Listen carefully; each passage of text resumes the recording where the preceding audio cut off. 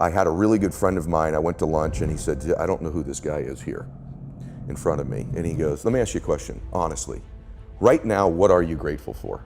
And at the lunch I said, jack shit, nothing, brother. There's nothing good in my life right now. And I'm not exaggerating this to you when I tell you this, and this is a factual story. As I'm mouthing these words, two people walked in with an older man. Both of them clearly were fighting cancer somehow. Both had lost their hair. One of the ladies had a bonnet on, and they were barely moving in. Both walked by our table and gave me the most warm greeting, the warmest smile as a stranger. And he goes, that's pretty freaking pathetic. You can't find anything in your life to be grateful for right now.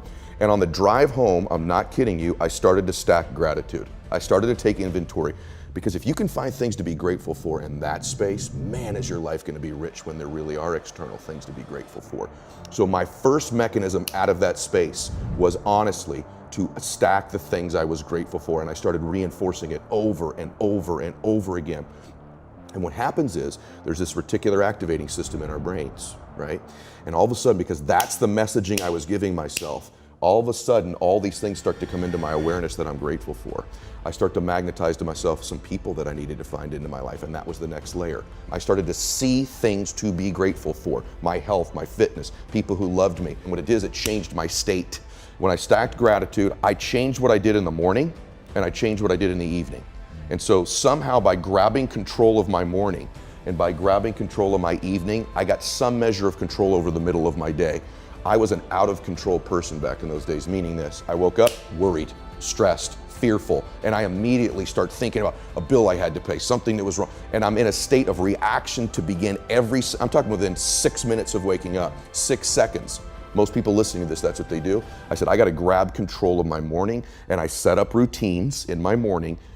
Maybe they served me, maybe they didn't, but they were things I could deliver on doing for myself. My morning routines are really detailed. I get up and I hydrate. The second thing I do every morning is I do something cold. So whether that's I jump in the ocean, because now I live in the ocean, but in those days it was taking a cold shower or splashing some cold water in my face or walking out when it was cold. It shocks our nervous system, our fight or flight kicks in, we're at a cellular, electric alive state. I obviously do some prayer and meditation every single morning. I've still not touched my telephone. So there's a rule, there's 30 minutes I cannot touch my telephone when I wake up. That's the hardest thing to do in the world, and the thing that could benefit you the most, because what's ever on that phone, you have to react to. And typically it's stuff that's not great. And so I don't touch that. I do my meditation and my prayer, and I do some stretching, I do some breathing exercises, and then at that point I allow myself to enter the world after I've got my state controlled. And I work out every morning, except for Sundays. I work out every morning. I think everything in our lives starts with our body. If you're a person of faith, you believe that's where your soul is housed, right? And so it's you do emotions.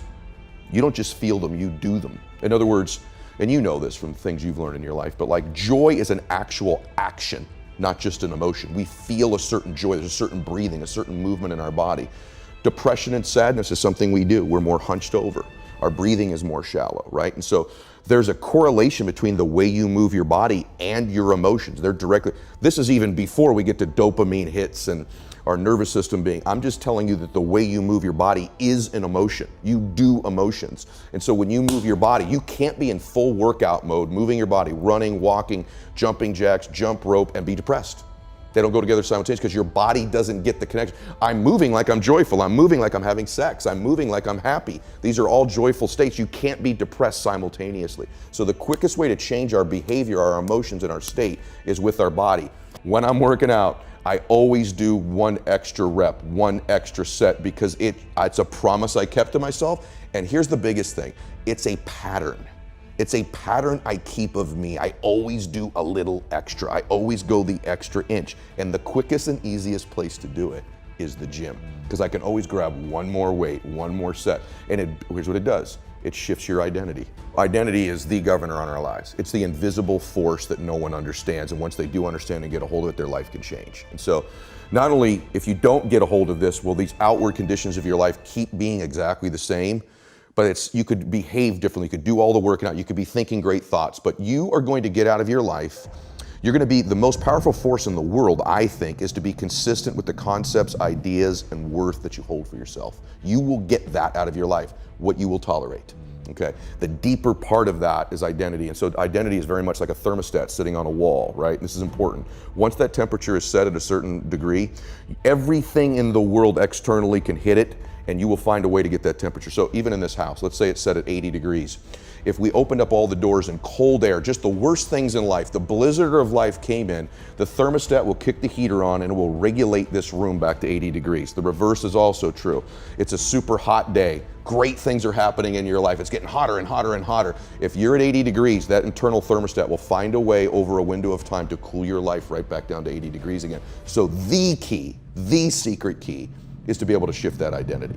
90, 100, 120. So some of the ways, strategies to do that are very simple. One is let's just say financially, you're a 200 degreer and I'm an 80 degreer. If I'm in your proximity over and over and over and over again, you will heat my identity up somewhere in between mine and yours to 150 degrees. Same in fitness, same in everything. So the more you can layer in multiple people, the stronger and stronger that force is. So that changes our thermostat through association. It's a huge, huge, huge, huge thing. People say you are who the 5 people you hang around. This is why.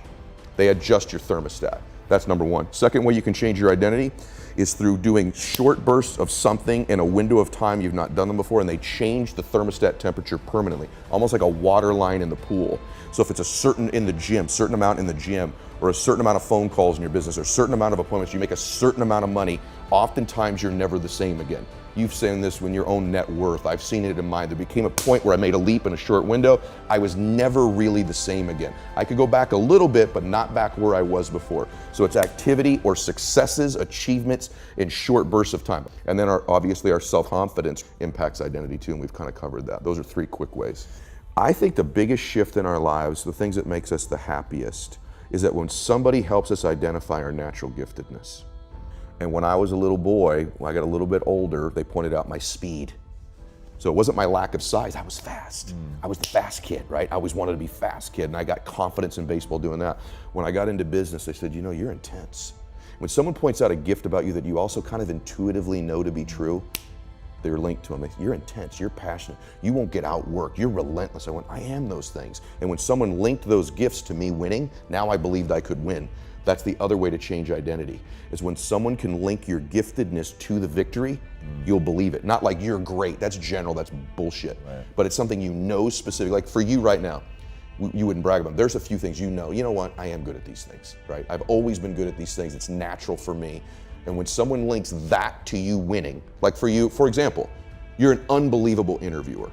You have this general, you don't need to be the smartest person in the room because you probably are most of the time. And so there's a confidence that allows you to be present when you interview me and just listen that's different than anyone who's interviewed me before.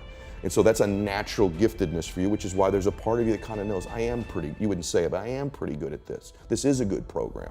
And so the way we change your identity, the way I changed mine, was by getting in touch with what some of my natural gifts were and then using them in my career, using them in my life. That shifted the weight right off of me. Because the weight was, I suck, I'm shy, I'm small, I have a screwed up family. That's the weight, right? The lifting off of the weight is, these are some gifts God gave me, or the universe gave me, or that at least I know I have, and I can spend my life using these gifts. Now I've got hope.